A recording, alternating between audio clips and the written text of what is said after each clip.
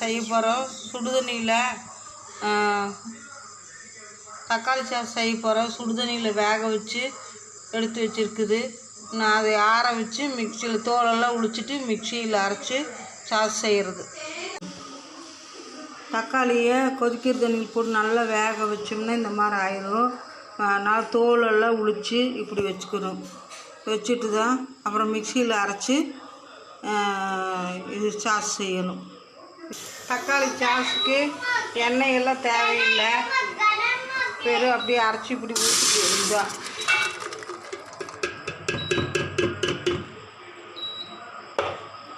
தக்காளி அரைச்சி ஊற்றியாச்சு சாஸுக்கு.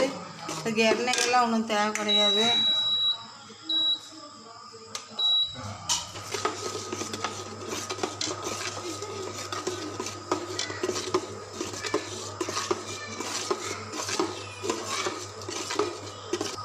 தக்காளி சாஸுக்கு இனிப்பு, காரம், புளிப்பு 3 சேர்ந்து 3 சுவையோடு சேர்க்கணும்.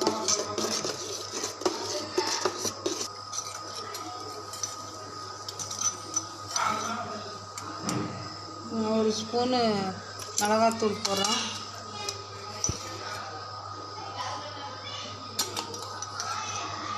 ஒரு ஸ்பூன் மிளகாத்தூள். சர்க்கரை ஒரு சின்ன டம்ளரில் ஒரு டம்ளர் சர்க்கரை. அப்புறம் லெமன் கிடைக்கல, லெமன் இருந்தால் 2 லெமன் ஊற்றலாம். அது பதில் புளி தண்ணி ஊற்றுறேன்.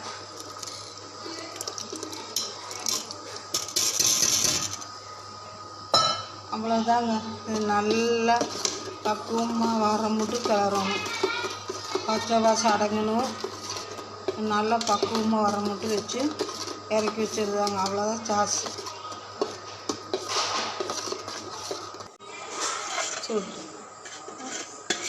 ஓகே, இவ்வளோதான் தக்காளி சாஸ் ரெடி ஆயிடுச்சு.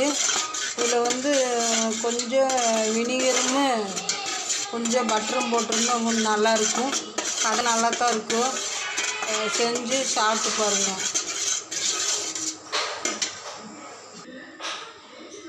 வீட்டில் செஞ்ச சாஸு இப்படி செஞ்சு சாப்பிட்டு பாருங்கள். வீட்லேயே சிம்பிளாக இந்த மாதிரி செஞ்சுக்கோங்க.